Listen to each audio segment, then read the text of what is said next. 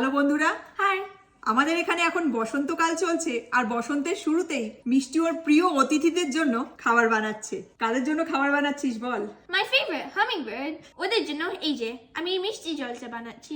Exactly, হামিংবার্ডদের কথা মাথায় রেখে ও হামিংবার্ডদের প্রিয় খাবার এই যে মিষ্টি জল সেটাই এখন বানাচ্ছে। 2023 সালে এখানে যখন প্রচন্ড গরম পড়েছিল তখন মিষ্টুর মনে হয়েছিল যে পাখিদের এই গরমে প্রচন্ড কষ্ট হতে পারে, আর পাখিদের কথা ভেবেই ও প্রথমবার হামিংবার্ডদের জন্য এই মিষ্টি জল বানিয়ে বাইরে টানিয়ে দিয়েছিল। আর সেই তখন থেকে প্রতি বছর বসন্তের শুরুতে আমরা হামিংবার্ডদের জন্য এরকম সুইট ওয়াটার বানাই আর তারপরে বাইরে টানিয়ে দিই। এই সুইট ওয়াটারটা আমরা 1 কাপ জল আর 1 কাপ চিনি মিক্স করে বানাই। এই যে এইটা হলো হামিংবার্ড ফিডারের জারটা।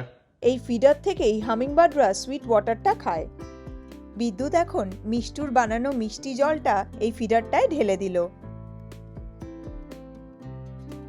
হামিংবার্ড ফিডারটা রেডি করে আমরা এখন বাইরে চলে এসেছি।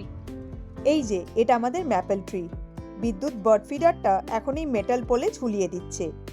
এই বার্ড ফিডারগুলো বাইরে এরম ঝুলিয়ে দিলে হামিংবার্ডরা এটা দেখে এটার কাছে এসে ফিডারটার থেকে জল খায়।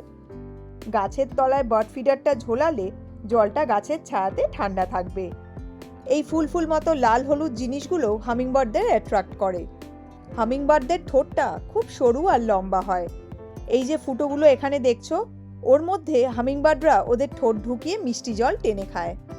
প্রতি বছরই আমরা এই বার্ড ফিডারটা এইখানে ঝুলিয়ে দিই, আর প্রচুর হামিংবার্ড এসে এই ফিডারটার থেকে সুইট ওয়াটার খায়।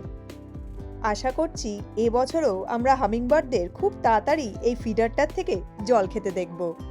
চলো টাটা।